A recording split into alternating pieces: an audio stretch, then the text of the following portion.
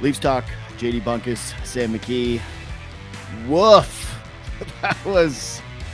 That's about as bad as you can get a finish, brother. Leafs blow one late. No luck tonight. No luck of the Irish despite wearing the green. Yeah, that was a good old fashioned blown lead there, just to get the feelings back. Feel it down in your plums. Nice blown lead. Get the takes fired up. Get all mad, ready to rock. How you feeling tonight, bud? What do you want me mad about first? I don't know. I got it feels a list. I hated that they blew that lead. I felt like the game was totally in hand, and everybody's killing that questionable call on the hook, and that kind of switches the game. But there's lots of stuff that annoyed me. What annoyed you the most? I think that it's a lazy penalty by Camp, and it's a tough one to take when you're protecting a 2-goal lead in that spot, especially given this. This is the thing that annoys me the most. The Leafs have now given up 7 power play goals in their last 6 games, and they're getting outscored 8-1 on special teams in March. So basically, that's what this game ends up boiling down to. Great that they converted on a bunch of breakaways. Samsonov solid tonight. A couple things that they can take away from this game that are okay. But I would say that one of the toughest things for this team is at the deadline, they went out and they tried to get Lyubushkin and they tried to get Joel Edmondson, and they said, we want our penalty kill to be better. They went out and got Dewar. And so far, that has not shown up whatsoever. You got 2 power play goals. One is a 6-on-4, sure, but the other one, nobody's in front. Brody loses a guy, and boom, it's back of your net. The other one, same kind of thing. Nobody gets in the lane. They filter it through, and bang, it's in the back of your net. Toronto got multiple chances on the power play tonight to kind of put this one away, including one in overtime where Austin Matthews draws a penalty, and they can't get one on the 4-on-3. And so to me, that's the story of this game. Yeah. Everybody can be pissed about whatever the hell they want. They can be saying it's no big deal, whatever. That's clearly the biggest deal in this game, is that the Leafs penalty kill and power play continue to struggle. I think that has a lot of Leaf fans having extreme PTSD from springs gone past, where the number one issue with this team is that I'd say they've been a top 5 power play throughout this whole era, like within that range, 5 to 1, sometimes maybe a little bit below that. But throughout this era, they've been a really dynamite power play. But if you really zoom in on it, it's been stretches where they have been truly unbelievable, like February, where they were at, what did they run at in February? Like 50%. They were ridiculously good all through February. I think they set the calendar like a month record in the NHL history with how good they were. It's just, then there's these long stretches where it's really bad. It's the inconsistency of the power play that has been really, really bad. And then the penalty kill, it's just, that's been consistent. The penalty kill has been very consistent. Bad. Yeah. It's been consistently bad pretty much over this whole era. And last year was a little bit better, I think. But those two things, special teams at the most important time of the year, are what comes down to kind of killing you. And it just kind of rears its ugly head tonight in a situation where, I thought they had a couple moments on the power play. How many they ended up? They had 4, like you said, with the one in overtime, they go 0 for 4. But I would say outside of the one in overtime, they had 1 power play where they snapped it around a little bit. They're clearly lost. They're putting two defensemen at the top of this thing. They're searching for answers. It's a really bad trend at the wrong time of year for the Leafs with this power play, bud. No, it's not good. Listen, Mitch Marner is going to come back. The good news of tonight, if you're going to, what the biggest positive is that Elliot Friedman said during headlines that Mitch Marner's skating and the injury is not going to last too long, because they need him on this power play, because they were, I thought, rudderless for most of tonight. And again, you can say whatever you want about the overtime one. I don't really give a ton of credit to overtime power plays when you've got that much ice. Of course you're going to snap it around. You better get some opportunities. That's one where you got to finish. You absolutely have to finish. What a play by, who was it? The blue liner.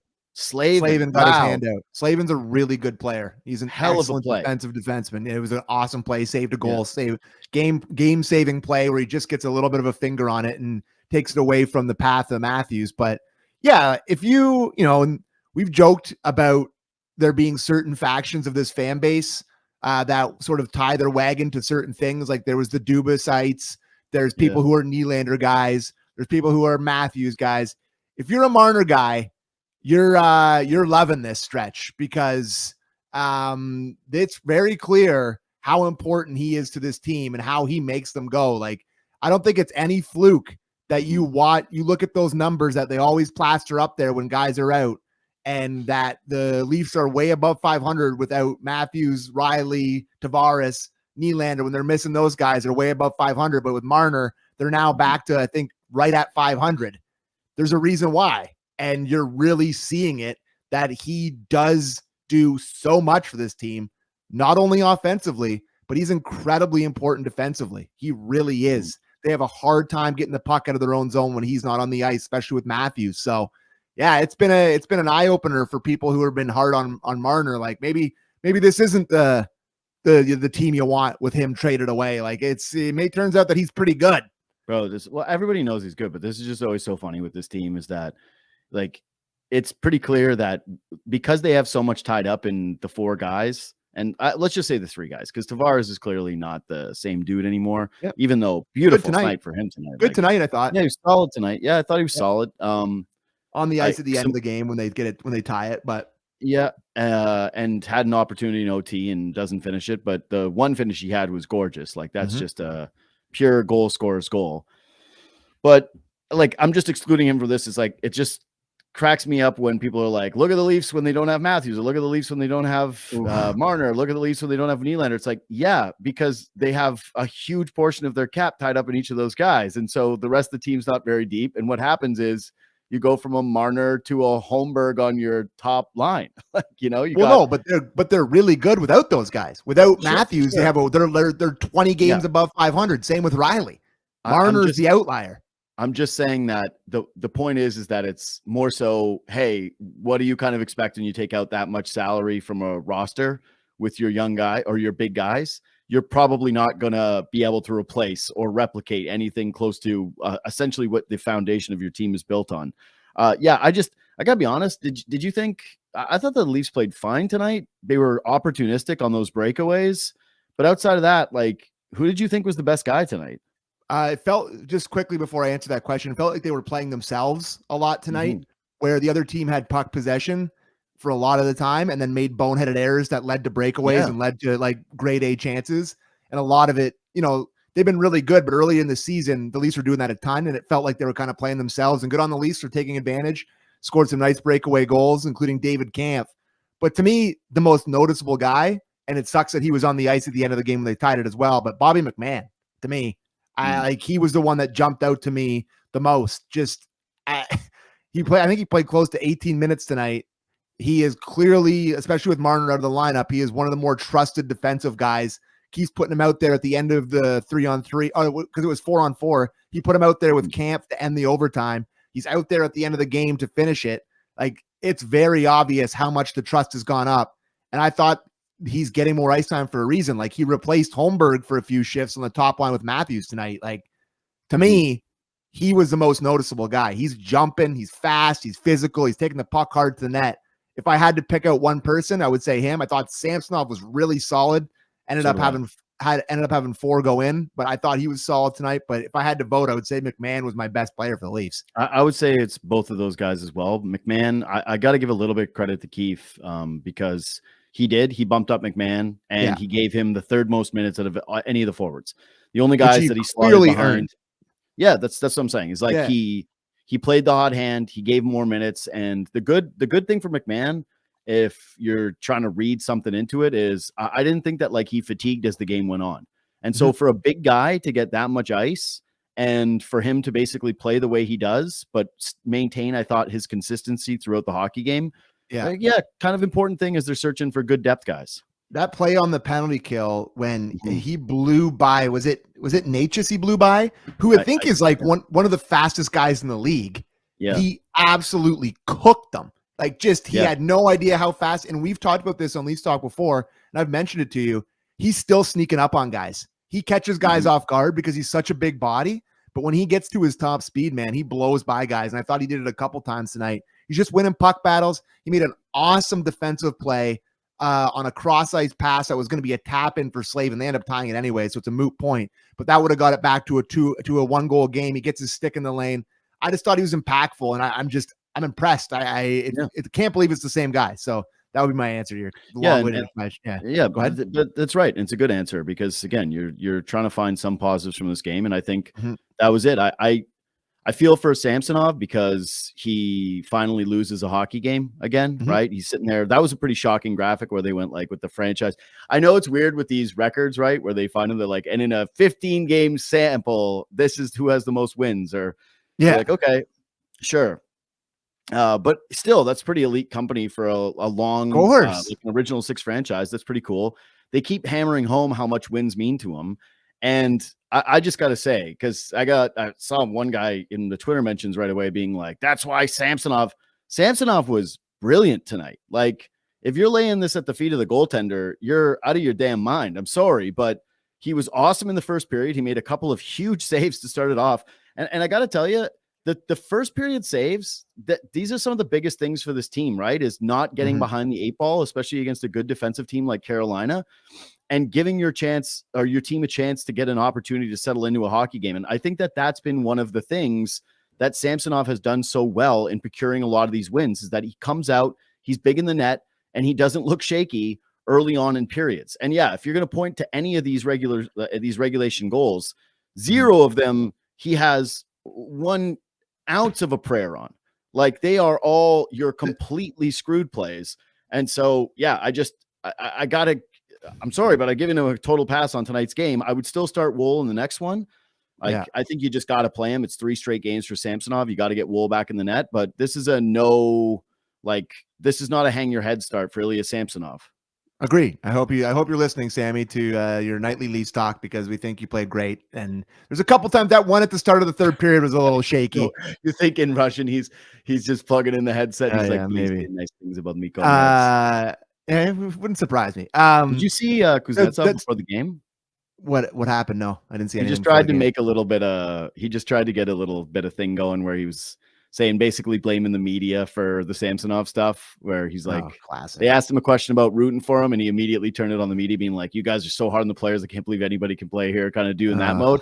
I was very much rooting against Kuznetsov tonight. And I will say this, I hate his shootout thing so much. Horrible. Like it's horrific. And the moment of the game for me in terms of the peak joy was not the Tavares goal. It wasn't Robertson finally getting one.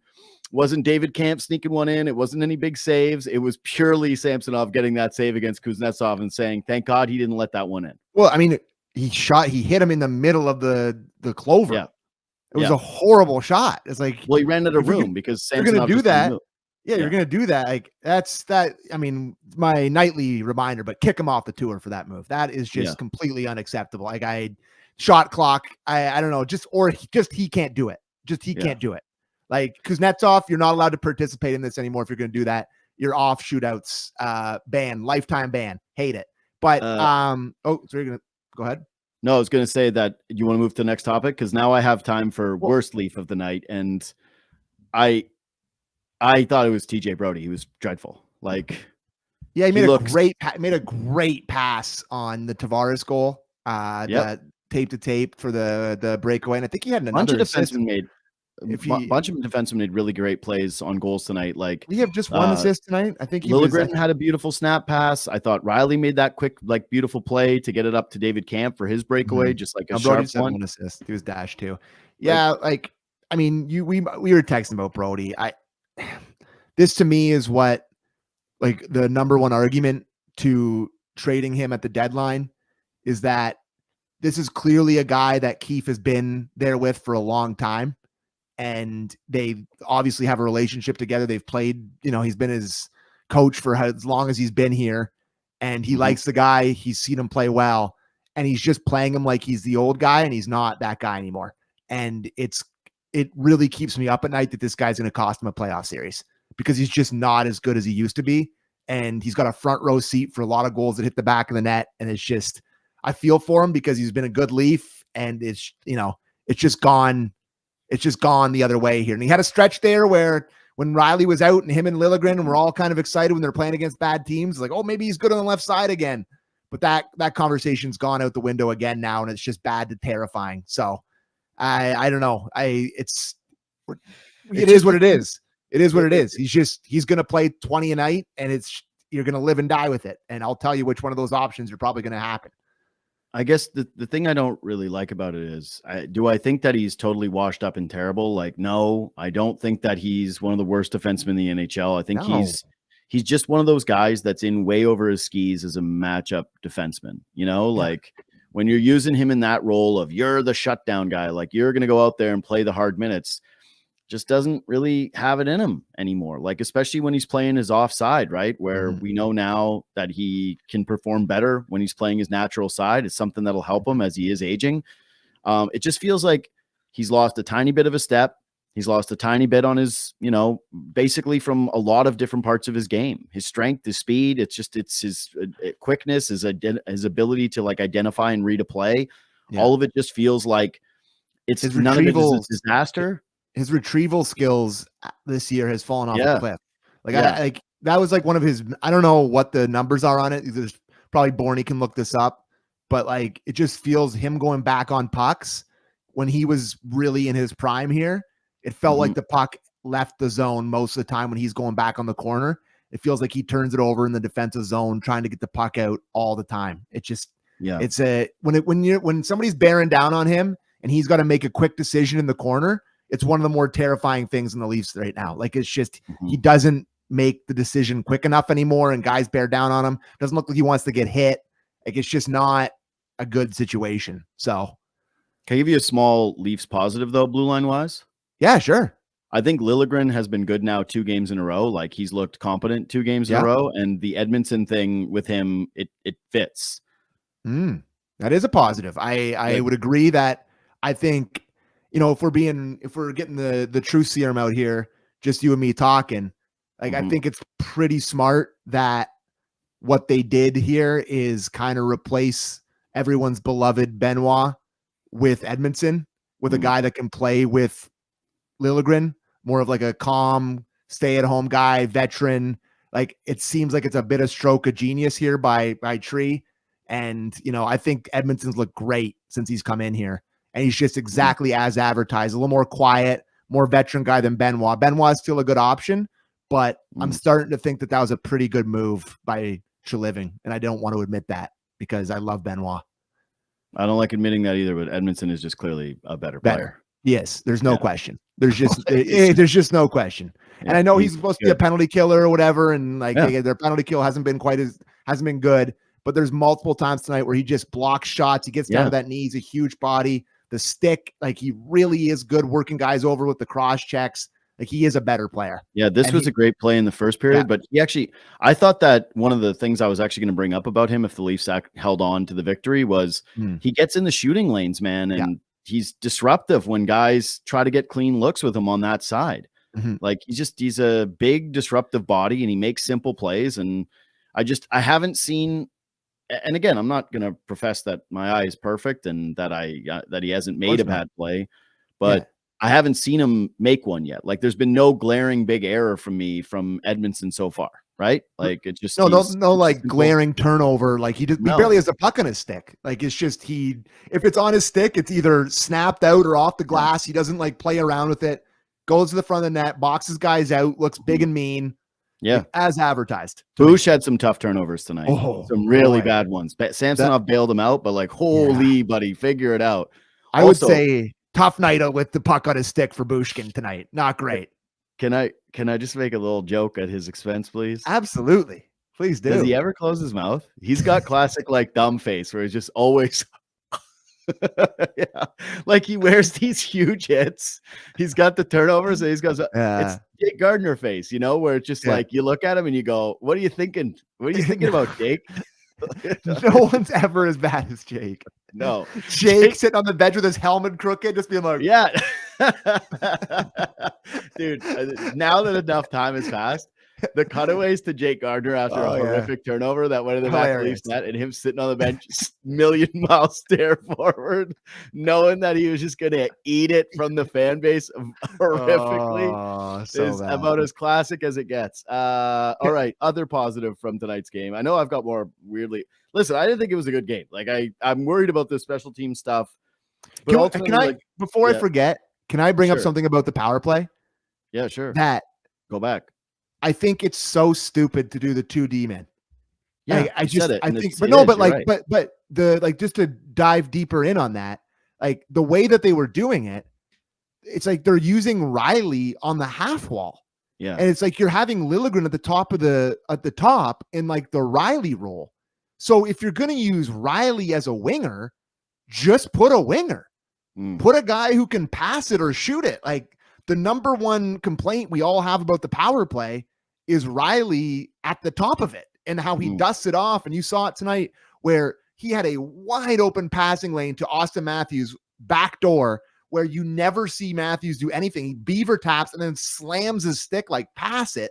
If you're going to use Liljegren at the top, just use Liljegren at the top, which I don't mind. I think it's okay to have a right-hand shot up there. Like it's not bad.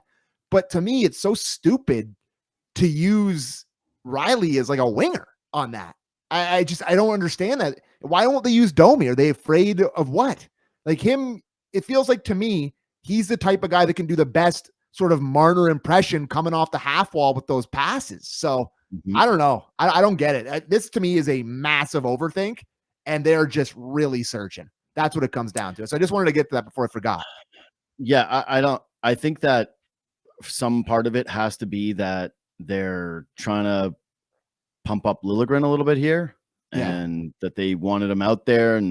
But I don't mind him as the guy at the top. But just put 4 forwards. If you want to have him PP1, it's fine. But do it with 4 other forwards. They're not going to. I don't think they want to bump Riley off of it, and they probably feel like Riley can play that rover role that Marner plays, which I don't think he does nearly as well. That.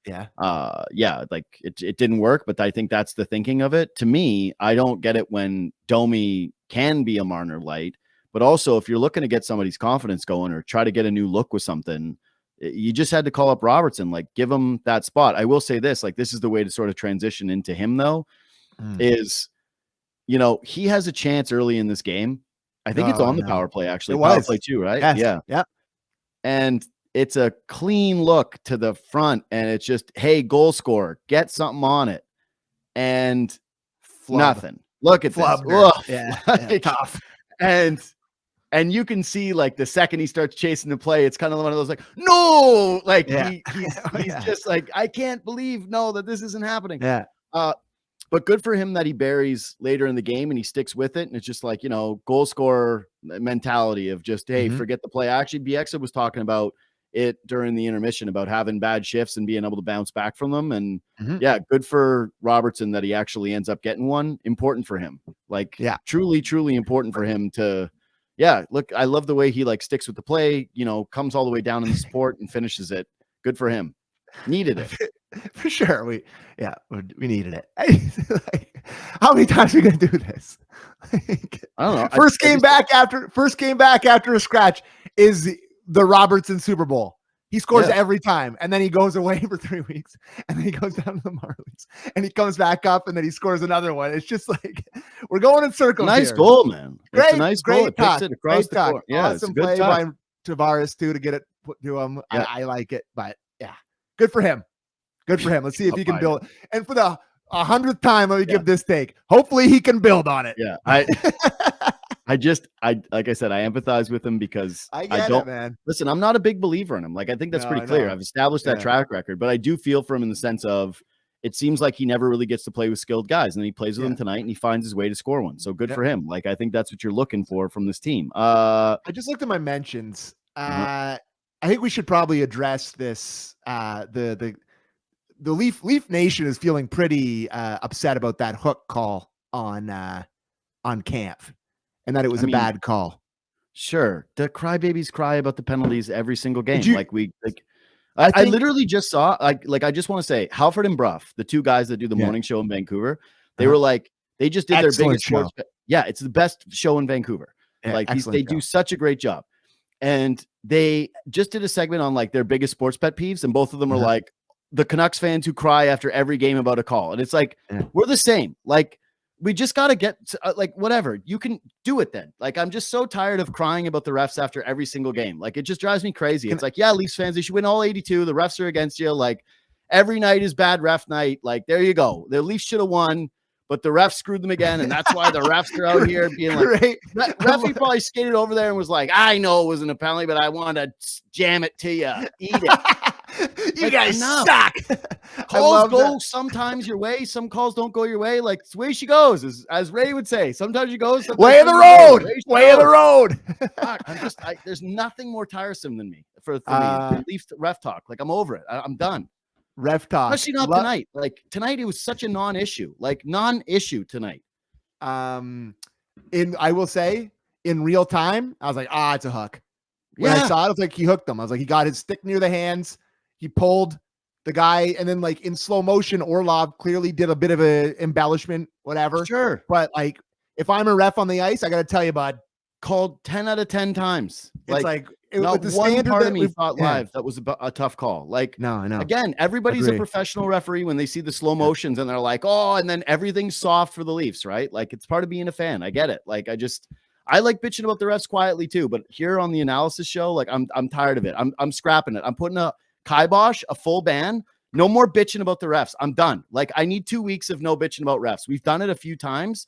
I can't take it anymore. I really can't. If you're going to cry about the bed, refs, go to your bed, cry in the pillow, save it. I don't want to see it in the chat. I don't want to see it in my mentions. Go piss and moan in your own house. I don't care. It's the ultimate bitch move to cry about the refs all the time. It is. Are you kidding? Buddy, let them cook, baby. Buddy, think about when you're at the bar with your buds and you're watching a game and you've got your buddy that's like, they're refs, and they start going on about the ref thing. You're like, cool, it's great to be here. Poisonous. That's poisonous stuff. Guess what? If you're crying about the refs, I bet you're the guy in the group chat that your buddies are like, this guy again. You're the guy in the group chat that they keep you in there because they're like, oh, we can't kick him out. We went to university with them. I got to tell you, buddy, I could not have anticipated a more electric response to me reading my mentions. That's as good as it gets. Yeah. I honestly think we should end the show. Like, I have nothing left to add. That was phenomenal. Oh, I do have something that's my yearly take that you make fun of me for. We were texting it earlier, like this is your yearly take. But I have to. By the way, you're not wearing green, you dork. Whatever. I don't even. Whatever he says. I don't even say Patty's Day, bud. It's tomorrow. Whatever it counts. It's the St. Patrick's show. I think they're too bright. They're too bright. Got to go down to forest. That color you're wearing there, just a little brighter than the color you're wearing. Go more forest. I actually like the rebrand. I thought it was kind of cool. Like it's a little different look. I like that they got rid of those stupid boxes on the letters that they had for the past few years. Liked it, but just go a little darker. It's a little green, too green for me. It's got to be a little more foresty. That's my analysis, my yearly analysis. Here's the thing. The best ones they ever had were the first ones that they started to break out in the Sundin era. Like they're the best. With the brown pants. Brown pants, the perfect color green, all of it. Yeah. But they can't run out the same. Like they're not going to. This is the era of everybody tries a million different jerseys and tries to get a million different jerseys for different fans. And so they're going to tinker with it nonstop. And lately they've been going with that like bright green. And some people love it. I'm personally more a fan of the older way, but like, when isn't that true? What else is new? What else is new? Back when hockey was good, when we were kids. Back when hockey ruled. I know, like, whatever. Back when you're allowed to hook a guy to the ground and I didn't have to read 28 people crying about a hook. I was gonna say, if that's the take people should have angled with me, is if they wanted me to cry about the refs to them, they should have been like, Bunk, don't you agree that back in the day that would have been no call? And I'd have been like, correct. Yes. Bunk, back in the day when it was Nickelback doing the Hockey Night in Canada theme song, and you got anyway. So all right. Anything else? No, I got nothing. Tough. I hate when they blow leads like that. That's it's awful. Tough. It's a horrible. Should have won that game. Should have won that game. Like there's just no excuse and. Feel like we kind of let them off the hook a bit in some things, but it's just no, it's soft. It's a soft way to lose. And like, if you want to hammer them, especially for anything too, it's like, man, you're up 3-0. Like the game's right there. Just put it away. Put it away. And this is what I want to mention. I almost swore, and we're on the radio. The goals at the end of the periods. How many times this year? They have to lead the league in goals in the final minute. Of periods, and they just lose a guy in front of the net. Samsonov's lost, and they shovel one. Like, was it 2 seconds left in the period? And you get out of that period, you're down 3-1. It's such a different game. I know they make it 4-2 or whatever, but just these kind of goals are such backbreakers. I hate it, and they do it all the time. So I'm glad I remembered that. It drives me nuts. And Seth Jarvis, God, Dubas And he's traded just there all alone. He's just traded a first-round pick to get rid of Patrick Marleau's contract so he could sign Andre Janssen and Kasperi Kapanen and gave up the first-round pick that turned into Seth Jarvis. So that was a good one. And he traded Alex Nylander, and now he's on he's on fire. He's better than his brother now that Dubas traded him to the Columbus Blue Jackets. So another Dubas masterclass. Okay, I feel better now. All right, we can go. No, listen, there's nothing better. There's nothing better than looking back on the Dubas stuff and being like, one of the worst. Wow. Yeah. Like, show me the win. Yeah. And yet the Dubasites still out there in their caves, just like they're literally like, you know, in all those movies where there's like the rebel, like army, they're like Star Wars, where it's like the rebels are in their caves waiting for and you know they're getting in the TIE fighters the second Dubas gets on any kind of roll. They're just waiting. They're waiting for anything to crack for the chosen one. Anyways, subscribe to the podcast, leave 5 stars, hit the thumbs up button, leave a comment, do all those things. Hit us up on Twitter and Instagram at JD Bunkis, at Sam McKee. Unless it's about the refs, then just stuff it. Save it. Save it. Anyway, we'll see you. I won't see you. I'm off Tuesday. It's Borny and you, and then I'll be back on Wednesday. But yeah, Tuesday is Caps. No, it's Flyers again. Flyers right. again. I'm actually sad I'm missing that game because I think it's going to get a little scrappy early on in that one. So, my kind of game. Maybe a little Reeves Delorier action in that game. That's what I'm hoping for. That's what I'm hoping for. I'm going to a concert that night, and when I come back and press play on the game, I'm hoping that that's what I end up seeing is Reeves and Delorier, and I'll play. It's getting late. That's gonna be me all the way. All right, please talk. JD Bunkis, Sam McKee. We'll see you then.